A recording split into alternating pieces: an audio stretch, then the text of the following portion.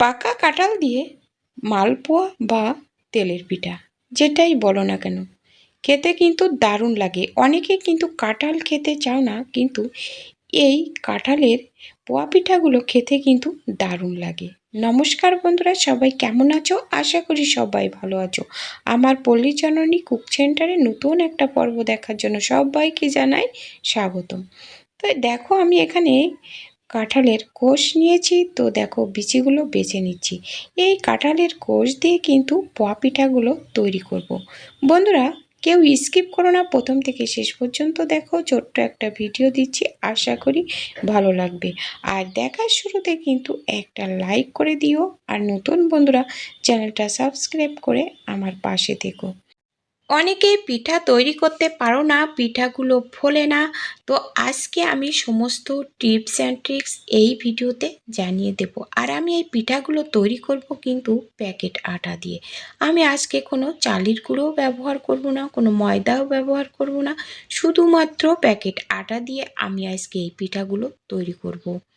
তো ভিডিওটা কেউ স্কিপ করো না, সবাই দেখতে থাকো। তো আমার যতটুকু পরিমাণ কাঁঠালের কোষ লাগবে আমি নিয়ে নিয়েছি, বিচি ছাড়িয়ে এবার ব্লেন্ড করে নেব। আর এদিকে দেখো এই যে এক বাটি নিয়েছি আটা।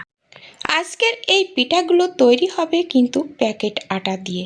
পিঠা তৈরি করতে যে চালের গুঁড়ো নেই বলে পিঠা তৈরি করা যাবে না তা কিন্তু নয়, আটা থাকলেও কিন্তু তৈরি করা যায়।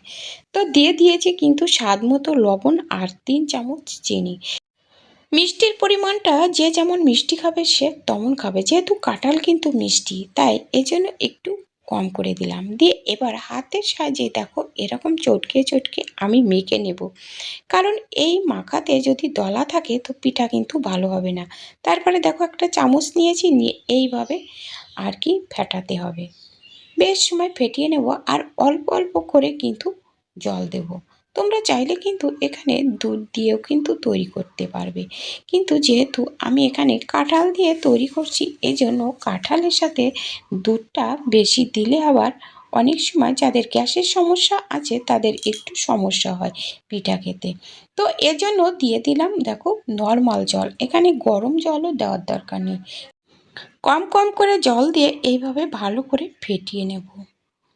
তো আর বেশি পাতলাও না বেশি ঘনও না, এরকম রাখবো ব্যাটারটা। অনেক সময় বাচ্চারা বায়না করলে কিন্তু এইভাবে পিঠা তৈরি করে দিতে পারো। দেখো এই পিঠা তৈরি করতে চালের গুঁড়োর দরকার নেই, আর খেতেও কিন্তু মন্দে লাগে না। তোমরা একবার হলেও কিন্তু এইভাবে তৈরি করে খেয়ে দেখো। তো যে কাঁঠাল খায় না সেও কিন্তু খেয়ে নেবে। বাজারে কিন্তু এখনও কাঁঠাল পাওয়া যাচ্ছে, তাই কাঁঠাল থাকতে থাকতে এরকম পিঠা তৈরি করে খেয়ে দেখতে পারো, কারণ সিজনালি একটা ফল তো সবার কিন্তু খেতে হয়। তো দেখো ব্যাটারটা রেডি হয়ে গেছে, আমি এরকমই রেখে দিয়েছি। তো চলো এবার পিঠাগুলো তৈরি করে নেওয়া যাক। তো এই যে দেখো গ্যাসের পরে কড়াই দিয়ে দিলাম, দিয়ে তেল দিয়ে দিয়েছি সাদা তেল। তেলটা গরম করে নিতে হবে, খুব বেশি গরম না। এই যে দেখো গরম হয়ে গেছে, আমি অল্প একটু দিয়ে কিন্তু টেস্ট করে দেখলাম। দেখো দেওয়ার সাথে সাথে কিন্তু ফুলে উঠেছে। তো এ দেখে বোঝা যাচ্ছে যে পিঠাগুলো ফুলবে। তো এরকম দেওয়ার সময় কিন্তু ভালোভাবে একটু মিশিয়ে নিতে হবে বারে বারে, তা নাহলে কিন্তু নিচের দিকে জমাট বেঁধে যায়। তো আর এরকমভাবে একটু তেল ছিটিয়ে উপরে দিতে হবে। দেওয়ার সাথে সাথে দেখো পিঠাগুলো কিন্তু লুচির মতো ফুলছে। তো দেখো বারবার কিন্তু এইভাবে একটু মানে একটু ফেটিয়ে নিতে হবে, তার না হলে জমাট বেঁধে যাবে আর পিঠাগুলো কিন্তু ফুলবে না। তো দেখো একটু কড়া করে ভাজলে এরকম লাল লাল করে ভেজে নিতে হবে। দেখতেও কত সুন্দর হচ্ছে, আর খেতে তো দারুণ হবে। তো বন্ধুরা তোমরা কে কোথা থেকে দেখছো একটু কমেন্ট করে জানাতে কিন্তু ভুলো না। লাইক দিতে ভুলে গেলে একটা লাইক করে দিও, আর নতুন বন্ধুরা চ্যানেলটা সাবস্ক্রাইব করে পাশে থাকা বেল আইকনটিতে ক্লিক করে রেখো, তাহলে পরবর্তী ভিডিও আপলোড হলে নোটিফিকেশন পেয়ে যাবে। আর কে কোথা থেকে দেখছো কমেন্ট করে জানালে আমার তোমাদের ধন্যবাদ জানাতে আমার সুবিধা হয়। আর যারা প্রতিনিয়ত আমার ভিডিও দেখো তাদেরকে জানাই অনেক অনেক ভালোবাসা, আর যারা দেখছো তাদেরকেও জানাই অনেক ভালোবাসা। তো দেখো সব পিঠাগুলো কিন্তু আমি একইভাবে ভেজে নেব।